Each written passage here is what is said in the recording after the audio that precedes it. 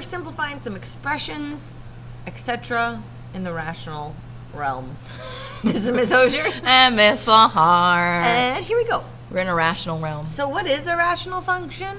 What is it? Basically, it's a fraction. Like, that's about it. So the numerator and denominator are polynomials separately, but they are written as a fraction. So, boy, remember the classic line, fractions are your friends. Oh, boy, are they.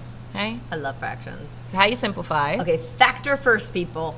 Factor first. Factor first. Okay. Reduce cross-out matching pieces from top to bottom. So matching piece. Look at us go. And then rewrite. Don't be lazy and No. just put a 1 there and then leave it. Don't We do won't that. give you full credit because don't be Pretty lazy. answers. Pretty answers. And boy, that's a review back into algebra. Oh, yeah. Oh, yeah. Oh, yeah.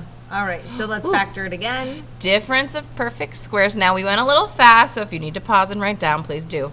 X squared minus 25 is difference of perfect squares. X plus 5, X minus 5. Boom. Down here, you're going to factor out the GCF and then factor the trinomial that's left over. You should know how to factor. We're not going to show you all the steps. If you need help, come see us. Yep. I love me some factoring. Simplify. Boom. Rewrite. Look at that. You just simplified 2 rational expressions. Well done. Woohoo.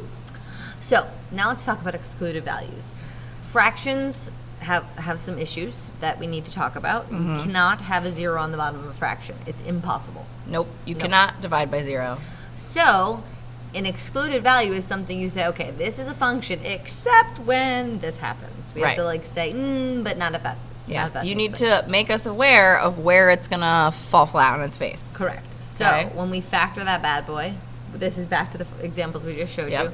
The excluded values happen before you cross out. Yep. Okay? So you set the 2 things that could make it equal 0 on the bottom. In the denominator. Yep. And say, it doesn't count. So you put the little equal sign with the line through, which means that P cannot be negative 5 and 3. It's kind of like when you used to play make-believe and then someone would be like, well, what about this? And it's like, oh, that doesn't count. Yep. We just pretend that didn't happen. Right. Okay. And on your graph, you're going to get little holes. Yep. What was it? Oh, not yet. Foreshadowing. Ooh, sorry. Foreshadowing. Ooh, look at us. Okay, domain range and the intercept. So you also need to be able to tell us what is going on with these functions. Where can the domain happen? Domain, remember, is all possible x values. So we just talked about where they can't be.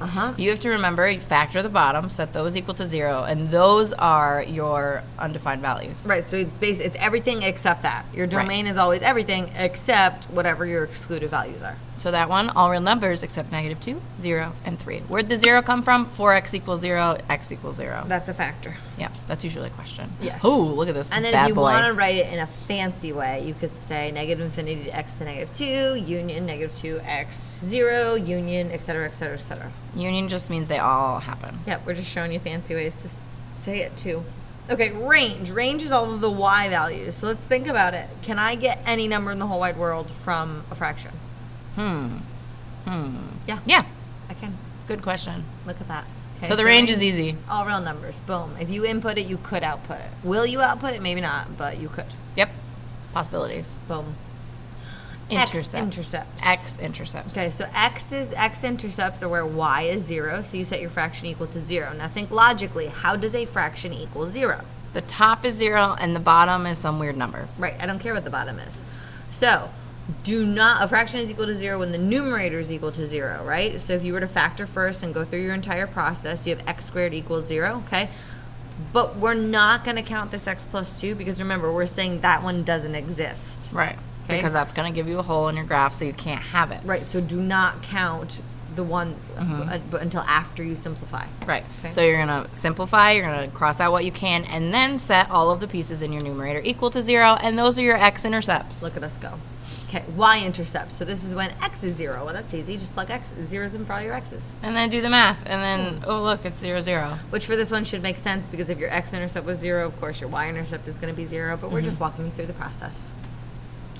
Okay, domain, range, and intercepts. So let's just do a quick example. I want the domain, the range, and the intercepts. Remember, if we say intercepts, that's all intercepts, not just the x. That means x and y. Too. Plural.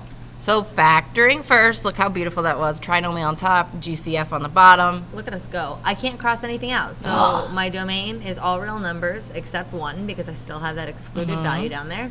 Range is all real numbers, always. Okay, now intercepts. I like to set up a little box One of my table. math teachers in high school taught me this. Oh, what was his name? Mr. Conley. Oh, yeah, Mr. Connolly. Yeah. Her face is getting red. She's getting giddy. Oh, my face isn't getting red. I'm just smiling a lot. I'm going to send him this video. Mr. Conley, I love you if you hear this. I'm going to hashtag send it. He works at Shenandoah High School. Okay, great. So, if you put 0 in for your x's, 6 fourths. Notice that I remember this table. He's probably going to be like, I didn't make that table up. I'll be like, well, I remember it. Good job. Okay. So you plug 0 in for your x's, you set it equal to y. So if we set it equal to 0, our 2 and 3 come from the numerator being 0. Yeah. Okay? And then plug 0 in for your x's, and you get 6/4, which reduces to 3/2. So you have 2 x-intercepts and 1 y-intercept. Boom. Ooh, writing them as points. Look at you. Do it again. All right, so domain. Well, remember, factor the bottom or set that, just since it's you can just set that equal to 0, -6 divided by -3, you get +2, so all real numbers except 2. Boom. Range is all real numbers. That's an easy one. We set the top equal to 0. That doesn't make sense. So there's no x-intercepts. Doesn't cross it. If you put 0 in for x, you get 1/6. And yep. Look at that. So we have a y-intercept. We have no x-intercepts. And that can happen. Don't That freak can out. happen. That's the thing. That's it. Have Peace. a great day. We'll see you in class. Shout out to Mr. Connolly. I hope he watches it.